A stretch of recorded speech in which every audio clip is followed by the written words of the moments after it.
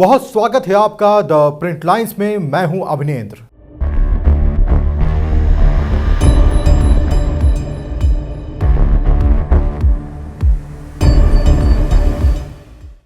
बांग्लादेश की पूर्व प्रधानमंत्री शेख हसीना की सत्ता से बेदखली के एक महीने बाद भी भारत के साथ बांग्लादेश के रिश्ते ठंडे पड़े हुए हैं।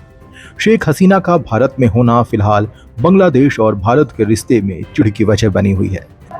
लेकिन इस बीच बांग्लादेश की अंतरिम सरकार के प्रमुख सलाहकार मोहम्मद यूनुस के एक हालिया इंटरव्यू ने तो भारत को चौंका ही दिया है।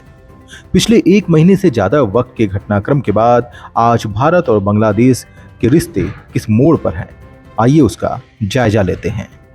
शेख हसीना को भारत समर्थक के तौर पर देखा जाता था। उनके 15 साल के शासन में भारत और बांग्लादेश के बीच नजदीकी रणनीतिक और आर्थिक रिश्ते रहे। हसीना का शासनकाल भारत की सुरक्षा के लिए भी काफी फायदेमंद रहा, क्योंकि उन्होंने बांग्लादेश में रह रहे भारत विरोधी विद्रोही समूहों के खिलाफ कार्रवाई की थी।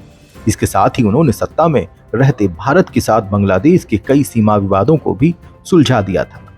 लेकिन भारत में उनकी मौजूदगी और इस बात पर अनिश्चितता कि वो कब तक यहाँ रहेंगी, दोनों देशों के बीच एक मजबूत रिश्ते को बरकरार रखने की कोशिशों को उलझा रही हैं। और ये बात पिछले सप्ताह तब साफ हो गई जब news agency press trust of India के साथ एक इंटरव्यू में यूनुस ने भारत से अपील की कि उनके यहाँ रहते हुए शेख हसीना राजनीतिक बयान ना दें, भारत उन्हें ऐसा करने से रोके। यूनुस ने कहा, अगर भारत बांग्लादेश की ओर से शेख हसीना की वापसी की मांग करने तक उन्हें अपने पास रखना चाहता है तो उन्हें चुप रहना होगा। यूनुस उस बयान की ओर इशारा कर रहे थे जो हसीना के भारत पहुंचने के कुछ दिन बाद जारी किया गया था। इसके बाद से उन्होंने कोई सार्वजनिक बयान जारी नहीं किया है। बांग्लादेश में जुलाई अगस्त में हुए प्रदर्शनों के दौरान हुई हत्याओं के लिए शेख हसीना को वापस लाने और उनके खिलाफ मुकदमा चलाने की मांग की जा रही है। यूनुस ने इंटरव्यू में कहा है कि आपसी रिश्तों को बेहतर बनाने के लिए दोनों देशों को मिलकर काम करना होगा। फिलहाल दोनों देशों के रिश्ते निचले स्तर पर हैं।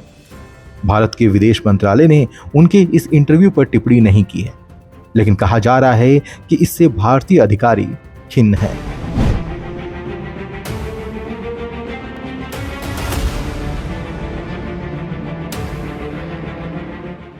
पूर्व भारतीय राजनयिक बांग्लादेश के यूनुस के रवैये से चौंक गए हैं। इस रवैये को मेगाफोन डिप्लोमेसी कहा जा रहा है, यानी वो दोनों देशों के बीच विवादित मुद्दों पर मीडिया के जरिए चर्चा कर रहे हैं। बांग्लादेश में भारत की हाई कमिश्नर रह चुकी वीना सिकरी ने कहा है, भारत बांग्लादेश के साथ बात करना चाहता है और उसने इसके संकेत अंतरिम सरकार को दिए हैं।